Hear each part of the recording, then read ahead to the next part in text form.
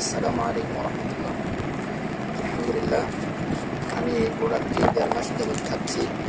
আমার এজমাজনিত কাশি ছিল, আলহামদুলিল্লাহ সেটা অনেক কমে গিয়েছে এবং সিঁড়িতে উঠতেও অনেক হাঁপিয়ে যেতাম, সেটাও অনেক কমে গিয়েছে। যারা এই প্রোডাক্টটি আমদানি করছেন, মানুষের সেবা করছেন, তাদের প্রতি আমি অনেক কৃতজ্ঞ।